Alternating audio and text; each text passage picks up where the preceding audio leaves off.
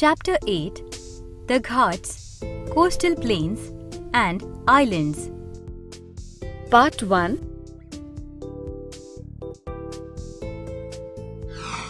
Introduction.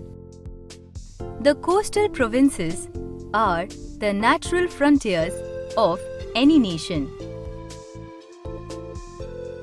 They are the regions of high population density, as nearly half of the world's population resides in the coastal zones.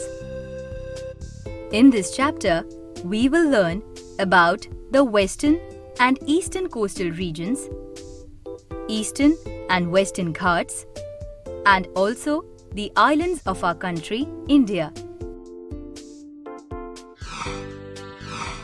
Physiography. The Western Ghats. Also known as the Sahyadris, the Western Ghats run parallel to the Arabian Sea through the entire length of the peninsula for a distance of approximately 1,600 kilometers. The Sahyadris form the edge of the plateau region. The Sahyadris are classified as Northern Sahyadri, the area bordering the Maharashtra Plateau, Central Sahyadris, forming the boundary of Karnataka Plateau, and Southern Sahyadris, extending south of Palghat Gap in the form of Annamalai Hills. The Western Ghats have a number of discontinuities, and the gaps in between are used as passes and provide access to the coastal region. The most important gap in the Western Ghat is the Palghat Gap south of Udagamandalam. Different types of rock formations are found throughout the Western Ghats. While basalt is the predominant rock found in the Northern Ghats, granite, granitic gneiss, and some metasedimentary rocks are found in the Central Ghats. In the Southern Ghats, granite or granitic gneiss is found. A most common rock formation found in all the three parts is in the form of laterite, which is rich in iron and bauxite. The altitude of the Ghats decreases towards the north. Anamudi, located in the Annamalai Hills in the Southern Ghats, is the highest peak in the Ghats. It is also the highest peak in India outside the Himalayan region. The wide Palghat Gap separates the Southern Ghats from the Northern Central Ghats. Rivers like the Godavari, Krishna and Kaveri find their source in the Western Ghats. The Western Ghats act as a divide between the rivers flowing into the Arabian Sea and those flowing into the Bay of Bengal.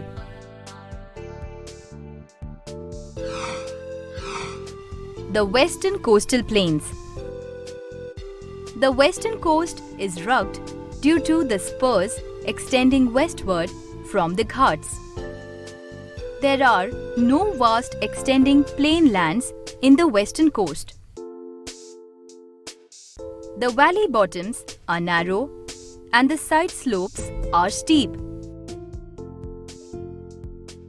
The rivers originating in the Western Ghats do not form deltas. The west coast of India is divided into three parts. Gujarat coast, that has two main gulfs. Konkan coast with beaches, headlands and estuaries. And Malabar coast characterized by backwaters, locally known as Kayals. The Gujarat coast. Gujarat has the longest coastline among all the coastal states in India. The region of the Run of Kutch is a flat land dispersed with a few hills of moderate height.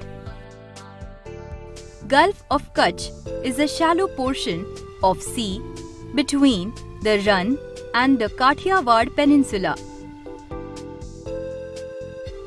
Gulf of Khambhat is another major gulf of the Gujarat coast that separates the Kathiawar Peninsula from South Gujarat. Rivers like the Sabarmati, the Narmada and the Tapi empty their water into the Gulf of Khambhat. The Konkan coast. Between the Arabian Sea and the Western Ghats lies a narrow strip of a more or less rocky coast known as the Konkan Malabar coast. Ranging in width between 50 to 100 kilometers, this narrow region is full of series of spurs that extend from the Western Ghats right up to the coastline. The rocky headlands are separated by beaches and estuaries of many rivers originating along the western slopes of the Western Ghats. There are a number of coastal islands along the western coast. A majority of these are in the form of submerged rocky platforms such as St. Mary Island.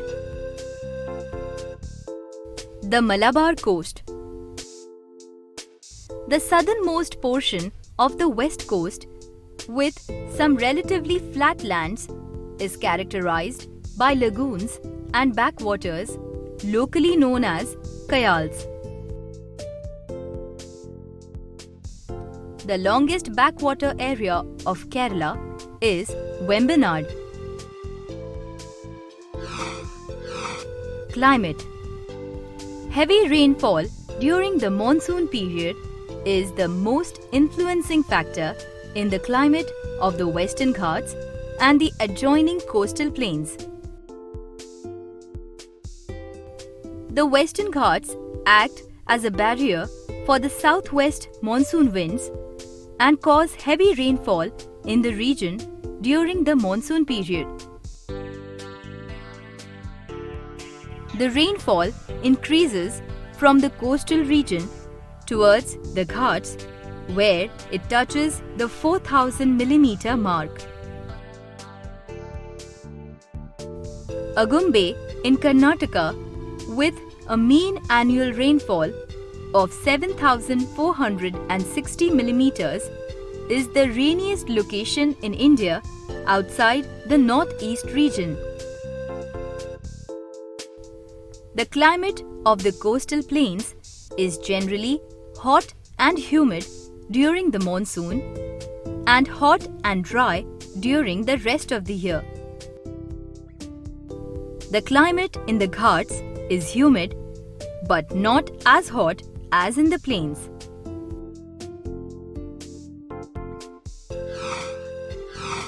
Soils.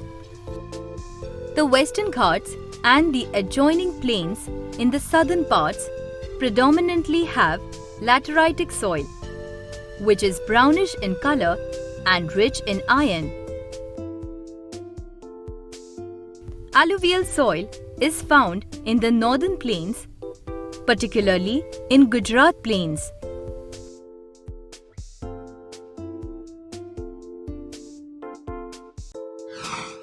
Chapter 8: The Ghats, Coastal Plains and Islands. Part 2: Natural vegetation and animals. The Western Ghats have a luxuriant growth of natural vegetation because of the high rainfall and hot and humid climate, which leads to deep weathering. The southern region of the Sahyadris has tropical rainforests, while there are typical Shola forests in the south. There are also eucalyptus and teak in the plantation forests. Some parts of the Central Ghats have dense forest areas. A variety of wildlife is found in the southern portion of the Western Ghats, which includes elephants, bisons, leopards, black panthers, tigers, bears, wild boars, and a variety of langur. In the coastal areas, we find cashew nut and jackfruit trees. Trees like Anjan, Kanchan, etc. are found in the North Konkan region. Population and settlement. The Western Ghats have low population density due to uneven topography. There is a concentration of tribal population distributed in different parts of the Western Ghats. Most of them are largely dependent on the forest for their livelihood, though some of them are now taking up agricultural activity. In the Ghats, urbanization is quite low. High density of population can be seen in the coastal areas, which include Mumbai, Thane, Raigad, and Surat.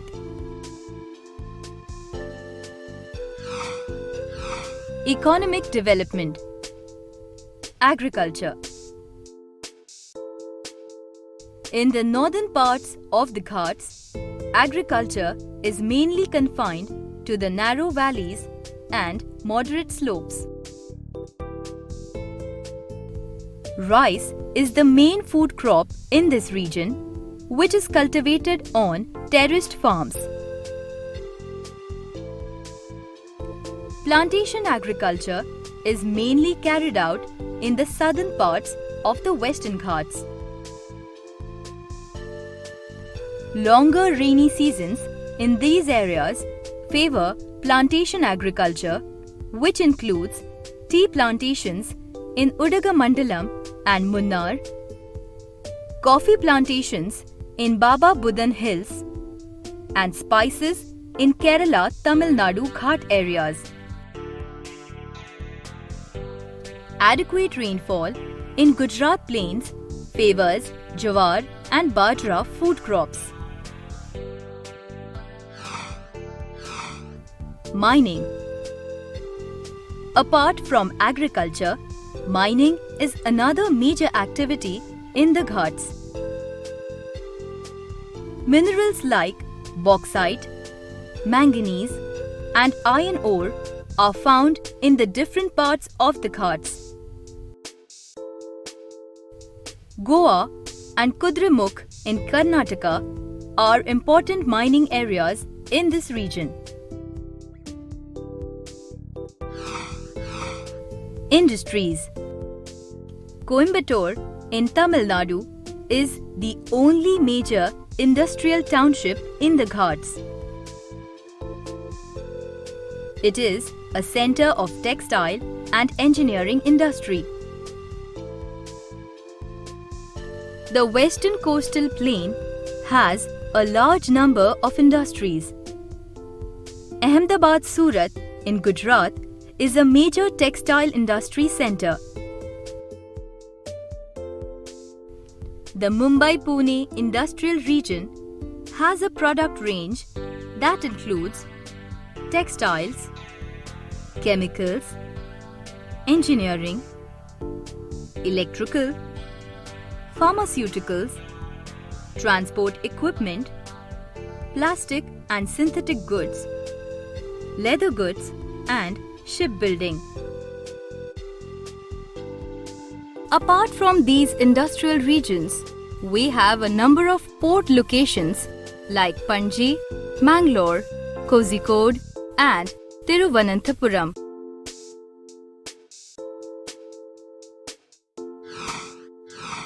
Transportation. The main form of transportation in the Ghats is road transport. Railways have also utilized the passes in the Ghats to maintain the connectivity between the plateau and the coastal region. The coastal areas have relatively good road network with the main roads running midway between the coast and the Ghats in north-south direction. The Konkan Railway runs almost parallel to the national highways and has improved the accessibility of the coastal region with the plateau as well as with other parts of the country.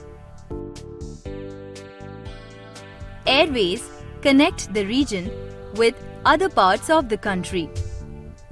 Coastal waterways also serve this region.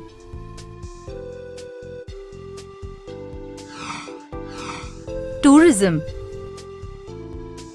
The Western Ghats, due to the physical diversity, and the western coast, due to the numerous beaches, have tremendous tourism potential.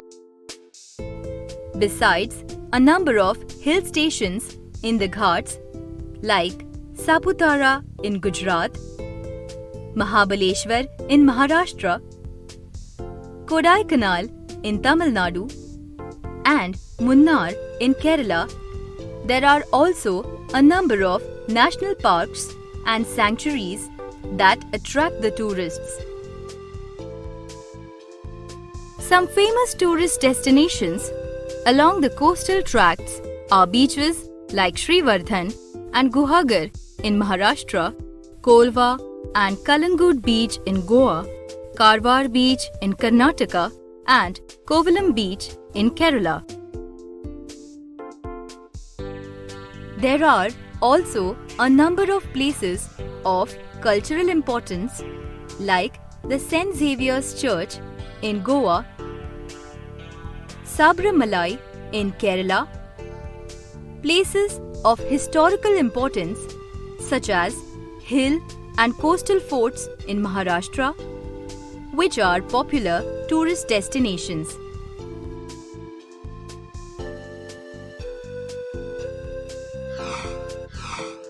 Natural hazards.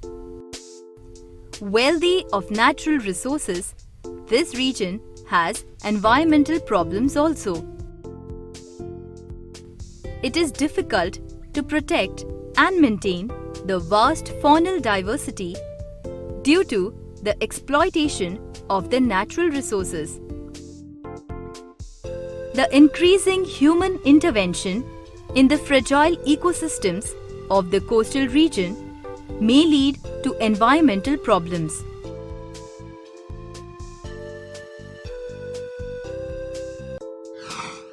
Chapter 8: The Ghats, Coastal Plains and Islands. Part 3: The Eastern Ghats and Eastern Coastal Plains. Physiography. The Eastern Ghats along the eastern margins of the Deccan Plateau are a discontinuous mountain range. The mountain range is an independent mountain system parallel to the coast and extending from Tamil Nadu in the south to Odisha in the north. The Eastern Ghats can be divided into A. Odisha Ghats, B. Andhra Ghats, and C. Tamil Nadu Ghats. Odisha Ghats. The northernmost part of the Eastern Ghats falls in the state of Odisha. These ghats have peaks like Malayagiri, which is 1175 meters. Andhra Ghats. The Eastern Ghats are quite prominent except for the region between the Krishna and Godavari rivers. To the south of River Krishna are the ranges of Nallamala, Velikonda and Palkonda. Tamil Nadu Ghats. The southernmost area of the Eastern Ghats are the low Sirumalai and Karanthamalai hills in South Tamil Nadu.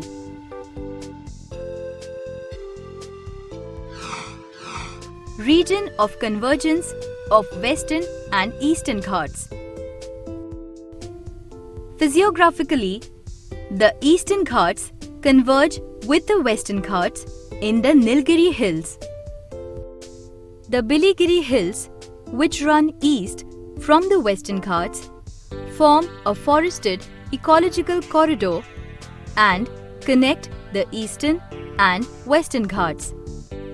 This region is the second largest corridor for wild elephant population in India that ranges between the southeastern Ghats, the Biligiri and Nilgiri Hills and the southwestern Ghats. The Eastern Coastal Plains. The eastern coastline of Bay of Bengal extends from Kanyakumari in the south to the Sundarbans in the north. The eastern coastal plains occupy the area between the coastline and the Eastern Ghats. The East Coast has a number of deltas formed by the peninsular rivers and also the Ganga-Brahmaputra system. The Tamil Nadu coast, also known as Coromandel Coast, extends from Kanyakumari up to the Krishna Delta. The coast between Kanyakumari and Rameshwaram Island is bordered by the Gulf of Mannar, which is also known for its pearl banks.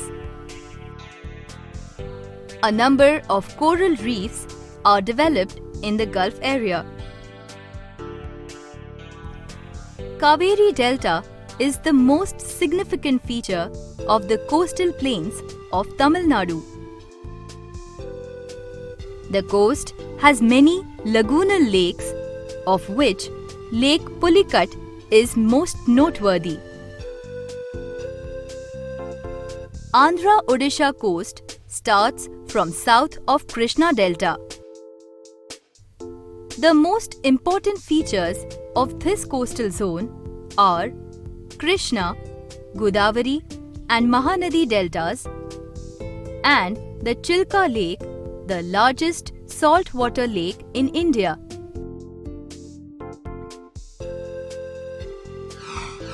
Climate.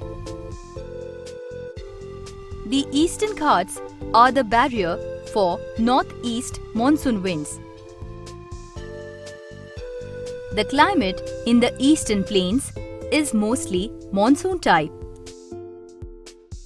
The southern portion of the Ghats cause some amount of rain in winter, especially in parts of Andhra Pradesh and Tamil Nadu. Soils. Different variants of red soils or red loamy soil are found in the Eastern Ghats. These are not very fertile soils as they do not retain moisture. Young alluvial soils are found in the eastern coastal region. Natural vegetation and animals. Most forests in the Eastern Ghats belong to the tropical moist deciduous or tropical dry deciduous types as they receive moderate rainfall. The diversified ecological and environmental conditions in these ghats provide habitat for rich vegetation. It is home to a large number of Asiatic elephants, leopards, sambar, and tigers. These ghats are known for a wide variety of bird species also. Population and settlement. In the ghats, the population is less and the level of urbanization is also quite low, whereas the coastal plains have high population and the level of urbanization is also high. A number of urban centers have developed at port locations like Visakhapatnam, Chennai, etc. Economic development. Agriculture. Though rice continues to be the main food crop in most of the areas, cropping patterns and the agricultural practices differ from Tamil Nadu Ghats to Odisha Ghats. Pulses and oilseeds are also important crops. The east coastal plains have very fertile land. Here, rice is cultivated in 3 cycles in a year, particularly in the Kaveri Delta area. Mining. A large number of economically important minerals, along with igneous and metamorphic rocks, are found in the Eastern Ghats. Kudappa rocks are found in Andhra Ghats. The northern parts of the Ghats and Chota Nagpur Plateau have minerals like iron ore, manganese, and bauxite. Offshore oil fields are found in the eastern coastal plains.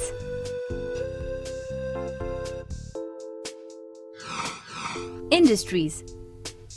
The Eastern Ghats do not have industries. In the coastal plains, for example, in Chennai, we have engineering industry, machine tools, tires industry, and automobile industries.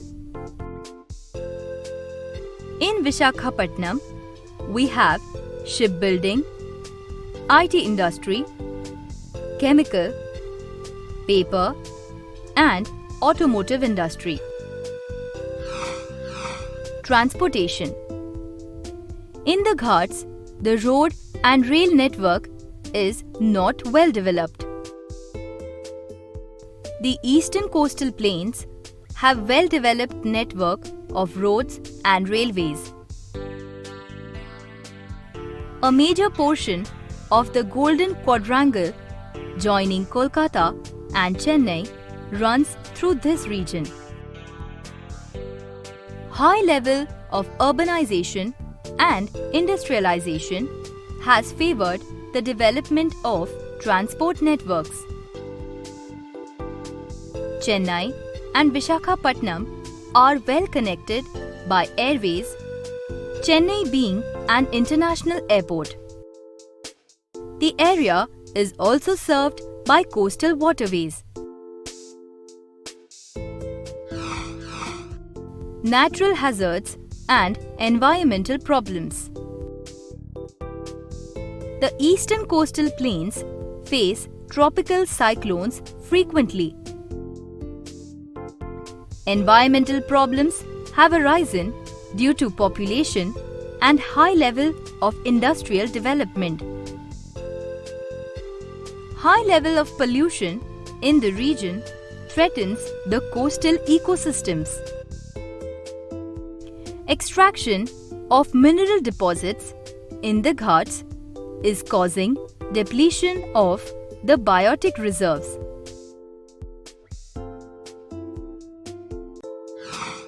Chapter 8: The Ghats, Coastal Plains and Islands. Part 4. The Islands. Physiography.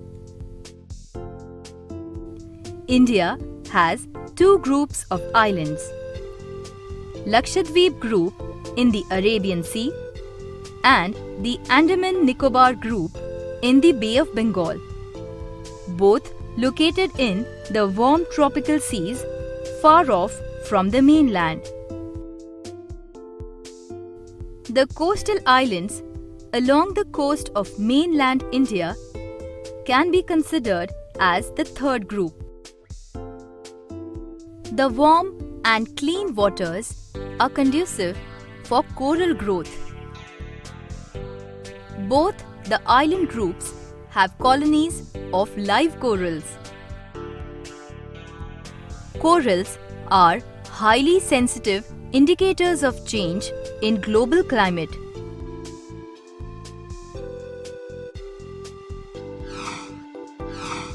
Lakshadweep group in the Arabian Sea.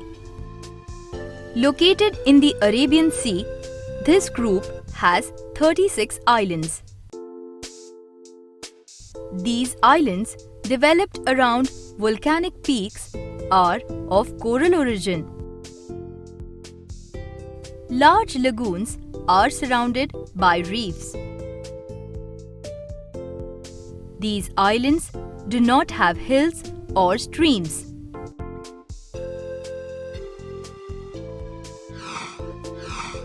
The Andaman Nicobar Island. The Andaman Nicobar group of islands are of different sizes, and only 38 are inhabited out of nearly 572 islands in total. A deep channel called 10-degree channel separates the two distinct groups of Andaman Islands and Nicobar Island. Andaman Group. Andaman Islands consist of a chain of islands extending from north to south, predominantly divided into two groups, that is, Great Andaman and Little Andaman. The Great Andaman is further separated by narrow creeks into North, Middle and South Andaman. The barren island located to the east of the Middle Andaman is the only active volcano in India. Nicobar Group. The Nicobar forms a distinct group of islands and lies to the south of the 10-degree channel.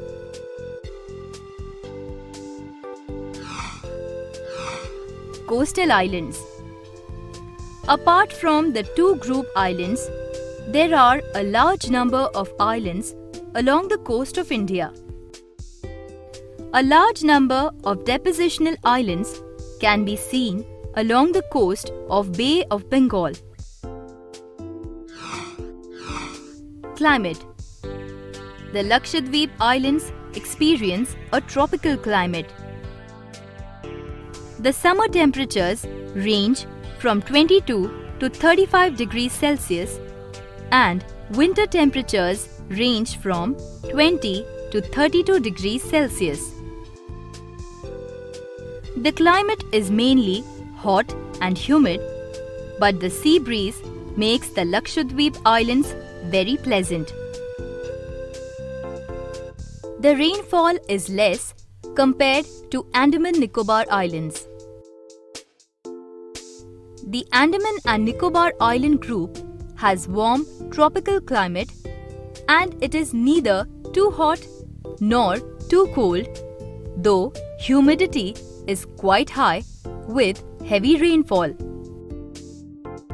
This island receives rainfall of above 3000 millimeters from the southwest as well as the northeast monsoon, which continues from May to December.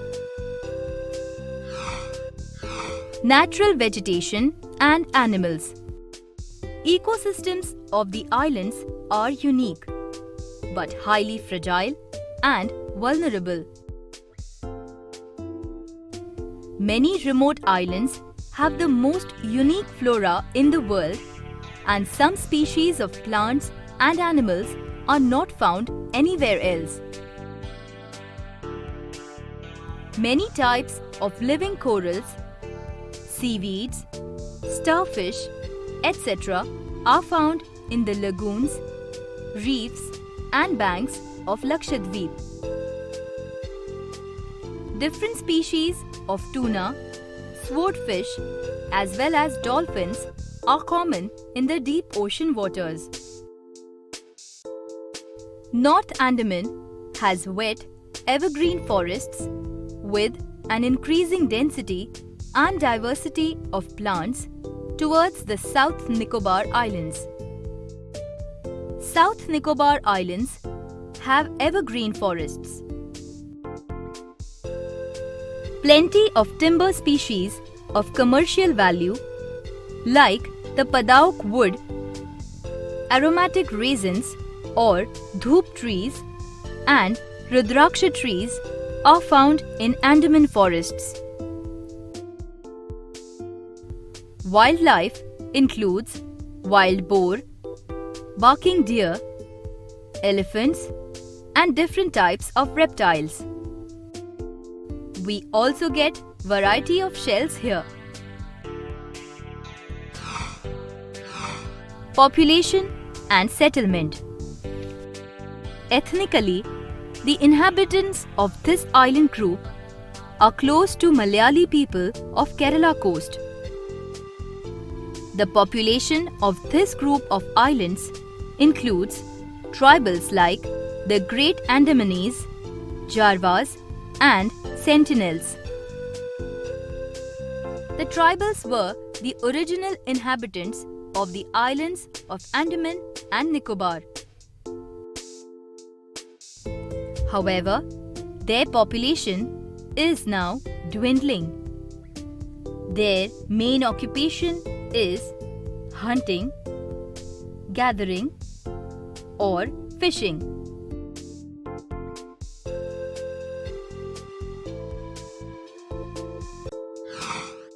Chapter 8: The Ghats, Coastal Plains and Islands. Part 5. Economic Development. Agriculture.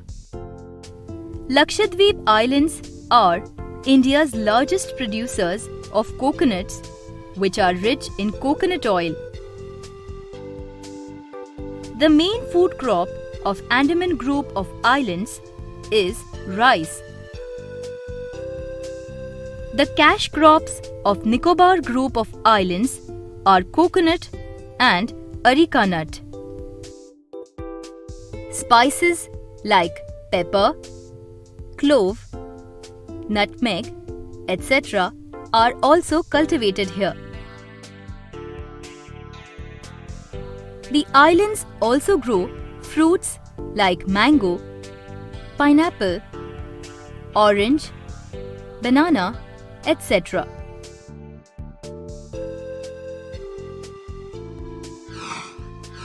Fisheries. The main livelihood of the islanders is fishing. A huge variety of fish is available, including tuna, sharks, crabs, shrimps, lobsters, etc. Lakshadweep exports tuna fish and other fish products.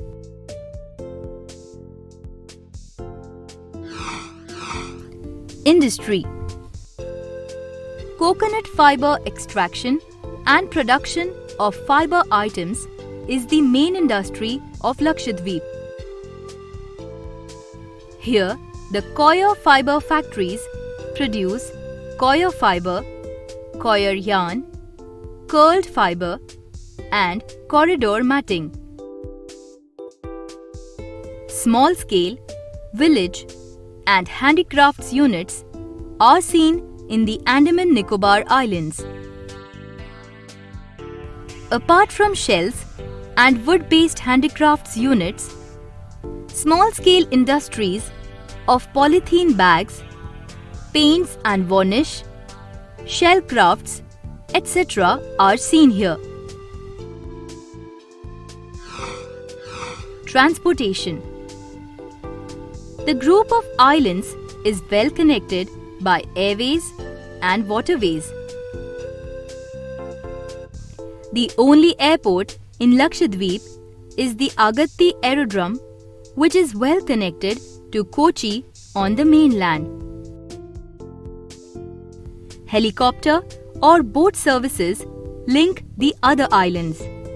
Port Blair, the capital city of Andaman Nicobar Islands, is well connected to Chennai, Visakhapatnam, and Kolkata. Mercantile ship services connect these islands to the mainland. The only airport in this group of islands is at Port Blair.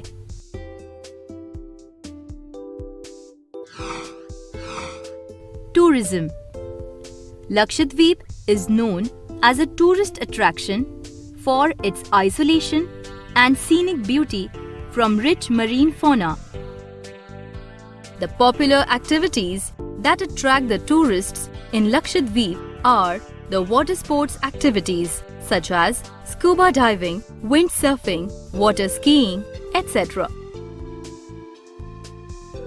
Tourist activity is less in Andaman Nicobar Islands. It is confined to Port Blair and nearby islands only. This is mainly to protect the dwindling tribal population.